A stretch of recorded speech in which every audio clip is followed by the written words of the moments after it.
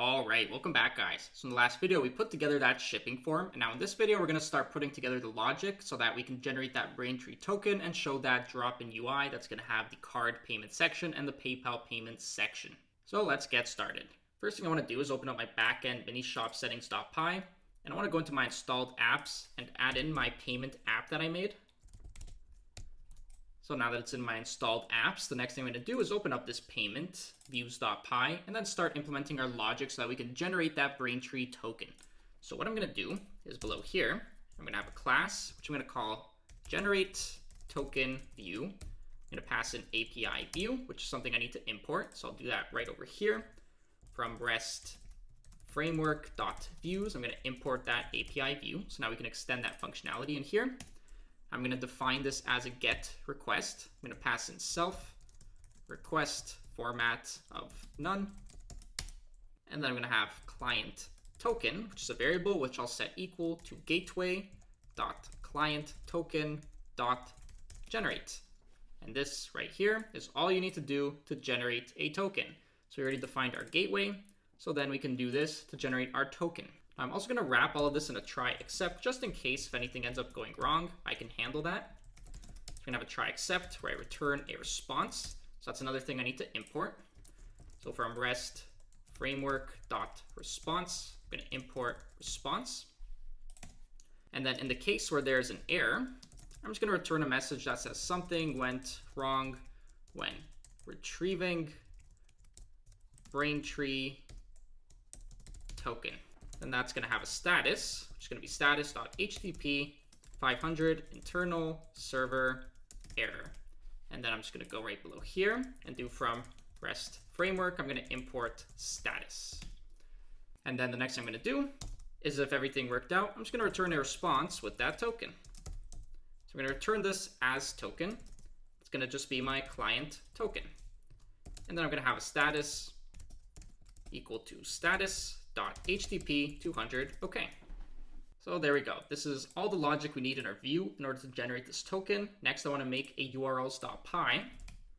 That way I can have an endpoint that uses this view. So at the top here, I'm going to do from django.urls, I'm going to import path. And then I'm also going to import that view. So from .views, I'm going to import my generate token view. And I'll have my URL patterns, which is going to be a list where I have my path, which is going to be generate-token. And then I can have my generate token view, do a .as view since I'm dealing with a class-based view.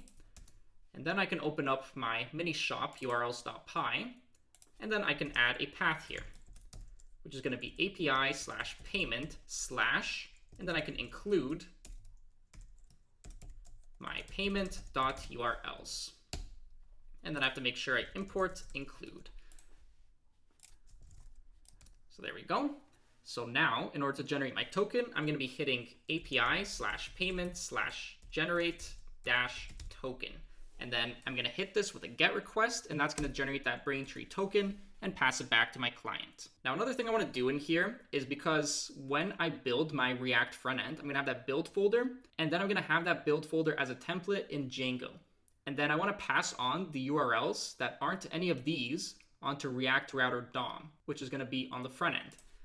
So here I'm going to do URL patterns plus equals. Then I'm going to have a regular expression path, and I have to make sure I import that. So I'm going to have repath here. And I can also remove these comments here.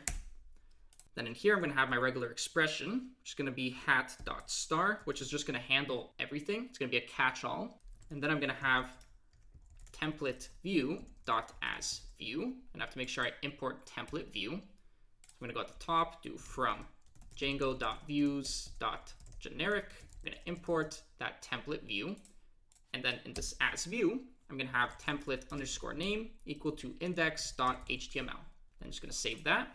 And then if I open up my settings and go to my template settings, in this dirs part, I can do os.path.join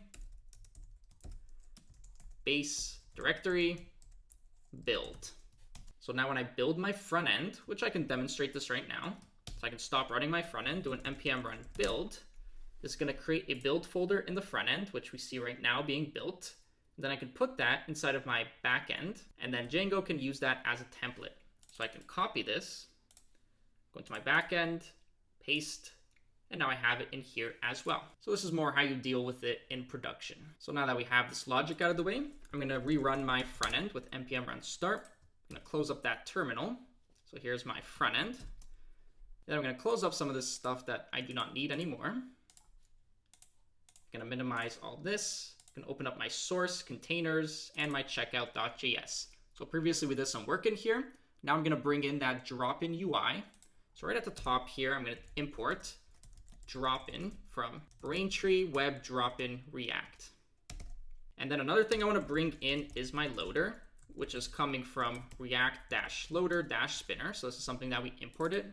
It's a nice handy component that's just going to be a spinner. I also want to bring in my use effect because when this component mounts, I want to get that Braintree token. So right now we need to add some more state in here. So one thing I need is a const client token. This is going to hold my token that I retrieve from my backend when I make that generate token request.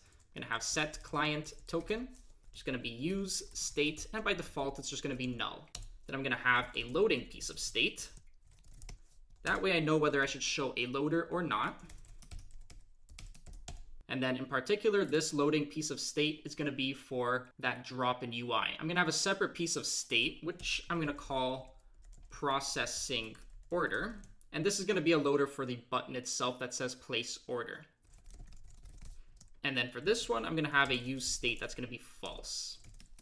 So by default, I'm going to show that button. When we process the order, I'm going to show a loader. And I'm going to have it the other way around for that Braintree drop-in UI, where initially I show a loader. Once we get that client token, then I show that component. Then I'm going to have another piece of state, which is going to be success, set success. So if our payment is successful, we're going to set this to true, and then we're going to do a redirect to our thank you page. So that's what this piece of state is going to be used for. And by default, it's going to be false. And then the final piece of state we need is data and set data. It's going to be use state. And then we're going to have instance in here, which is going to be an empty object. And then this instance thing is something that our drop-in UI is going to update. So now what I'm going to do is I'm going to go down, and then right over here where I have this H3, I'm going to add some logic. So I'm going to check if loading is true or client token doesn't equal null. If either of these are the case, then I'm going to show my loader. So I'm going to have a div, and here I'm going to have my loader component. I'm going to pass a couple props to this. So I'm going to have a type of oval, which is just going to make it a circle. I'm going to have a color, and then I'm going to do 00 BFFF, which is going to be a light blue color. I'm going to have a width of 50, and I'm going to have a height of 50. And then I'm also going to pass some styling to this div. And let me also close that side window just so there's a little more space here. So I'm going to pass some styling to this div.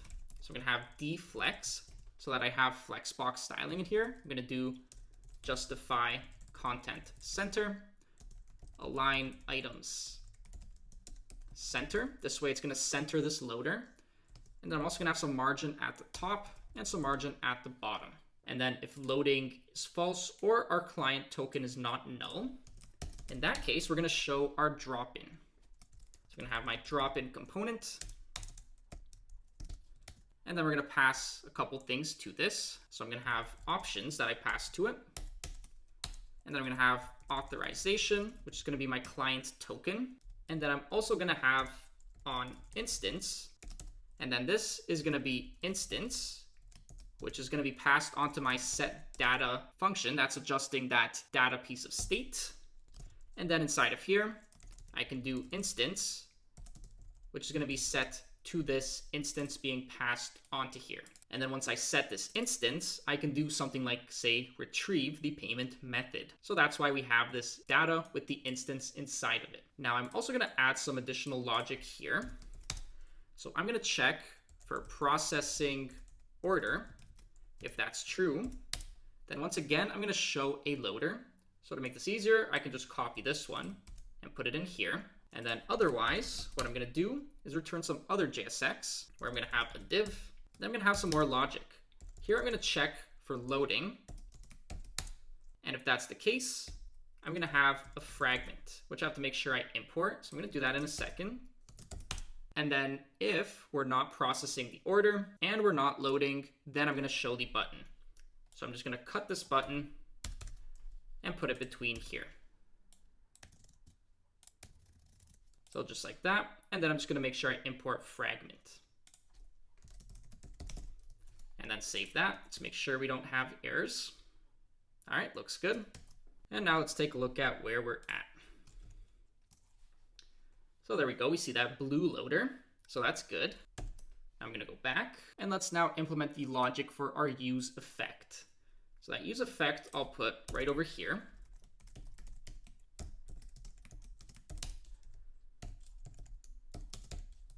So that's going to look like this. So when our component mounts, what I'm going to do is define a function inside of here, which is going to be an asynchronous function, which then we're going to call. So inside of this asynchronous function, what I'm going to do is I'm going to have my try catch, where I make my API request to get my Braintree token from my backend. So I can do const response is await, and then I need to import Axios. So I'm going to do that right over here. Import Axios from Axios. Then I can use that to make my API request. I'm going to await Axios.get, and then I'm going to have HTTP localhost 8000/API/payment/generate-token. And then I'm also going to have some configuration. And also this should not be in here, but inside of this try part, there we go. Then I'm going to have const config, where I have headers. And then the only thing I'm going to have is an accept header, which is going to be application/JSON. And then here, we're going to check if response.status is 200. Then in that case, I'm going to set client token to be my response.data.token. Because remember, in our backend payment views, we're passing this back as token. So this entire part here is response.data, and we want to extract token from that. And then after, I'm going to set loading to be false. And I'm also going to set processing order to be false. And then I'm not going to handle any of these errors. Normally you'd have something like alerts, but I'm not going to have that in this application just to keep things simpler. And then also this config, I'm going to go ahead and pass on to here. And then one more thing I want to do is make use of this success piece of state. So what I'm going to do is right at the top here, I'm going to import redirect from React router DOM. And then right above my return, so right over here, I'm going to check if success is true. If that's the case, I'm going to return a redirect to my /thank you. So that way I'm redirected to my thank you page if we're successful. And then this is going to happen when we successfully make a purchase. So by default, this is going to be false, so we don't have to worry about that right now. But later we're going to have that logic where we set that to true once our payment's successful. So let's now take a look at what this looks like. So I'm going to refresh, and I have to also make sure I'm running my backend. So let's do that. I'm going to open up another terminal. I'm going to navigate into my backend, activate my virtual environment, run my server. Then I also have to apply these migrations, so I'll do that. So I'm going to do python manage.py migrate. And then I'm going to run my server. And now let's take a look. So I'm going to refresh. And it looks like something ended up going wrong. So in order to get an idea of what's going wrong, I can do accept exception as E. Then I can print E. And then we can take a look at what's happening. I'm going to refresh, and then we have not well-formed invalid token. So if you end up seeing an error like this, one thing that often fixes this is if you go into Braintree, you can go on this gear icon, business, and then here you can see your merchant account ID. Now this gateway, and when you do this generate client token, it should use your default merchant account ID, but sometimes it doesn't. So this right here is your merchant account ID. This is not to get confused with if you go into your API. Here you have your merchant ID. This is different from your merchant account ID. So one thing you can do is you can pass your merchant account ID, and then you can do that inside of this generate like so. So you're gonna have a set of curly braces, and then you're gonna have merchant account ID, which is gonna be your key in this dictionary, and then you're gonna have whatever your merchant account ID is. So now I can save that. And then if I go back to my application and refresh, So I still see this loader, but it looks like we got a 200 okay. So that ended up working. So something now I did wrong on my front end. So let's take a look. So I'm going to close this up just to have a little more space. Close that side window. I'm going to go down to where I have this loading logic. So right over here. So what I actually wanted to do was check for loading or client token equals null. If that's the case, then I show this loader. Otherwise, I show the drop-in. So now with that, there we are. Now we see our drop-in UI. Now I only see the card payment right now. So the way that you can also add PayPal is, first off, you need to set up a PayPal account. So you can go to PayPal developer. One thing you have to do is you have to make a legitimate PayPal account. It can either be a business account or a personal account. Once you do that, you can go to PayPal developer, which either you can search in Google for PayPal developer, or you can go to developer.paypal.com. Then you can log into dashboard. You can log in with your legit account. And then you're going to have this My Apps and Credentials. And then you have this REST API apps, and you can create an app. And then here, you can select merchant. You can put the app name, which I'm going to do mini shop. And then you can select the business account you want to use. I'm going to use this one and create my app. And now that this is successful, I'm going to have a set of credentials. So I'm going to start off by copying this one. I'm going to go into Braintree, processing, and then this link sandbox under this PayPal section. And then here, I can put in the email, the PayPal client ID, PayPal client secret. So I'm going to grab the client ID, paste that into here, and then I'm going to grab the secret. And I'm going to paste that into here and link the PayPal sandbox.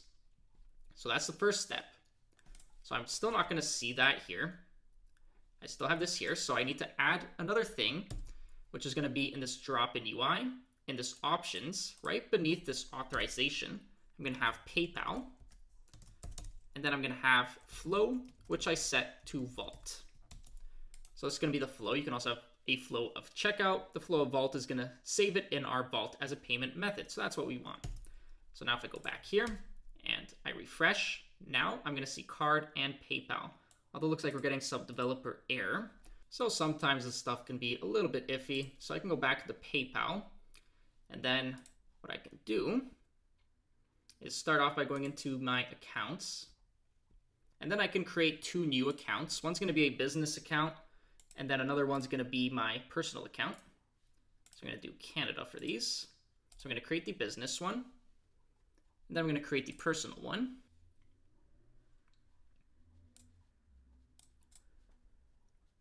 All right, so those two are now created. And then I'm going to use this business account to create this app. That's going to be the one that ends in 922. And that's in my case. So I'm going to remove this app. I'm just going to recreate it. So I'm going to create an app. I'm going to call it mini shop. And then I'm going to use this business account instead to create the app. Then I'm going to go into here, options. I'm going to unlink this one. And then I'm going to link my new one. So I'm going to grab this, plug it into here. I'm going to grab this, plug it into here. And then I'm going to grab this secret and plug it into here and just link this PayPal sandbox. So with that, if I go to refresh now, there you go. Now it just suddenly works. So I don't know why this happens, but I think part of it is because with the accounts. So let's say the one that I created that mini shop app with, this business account, I created a different app with this one. So I think maybe that has something to do with it, but I can't say for sure. There's something happening in the background, but if you end up getting an issue like that, just create two new accounts, so a business, personal, and then create your new app with that new business account that you make, and then things should work from there, and then this should all open up fine, and there we go. So now it all works. So now we have a working drop-in UI. So there we go. That's going to be everything I'm going to cover in this video. And then in the next video, we're going to see how we can create a customer. So we're going to start putting together a process payment view. And then the first thing we're going to handle is creating that customer. So I'll see you guys in the next video.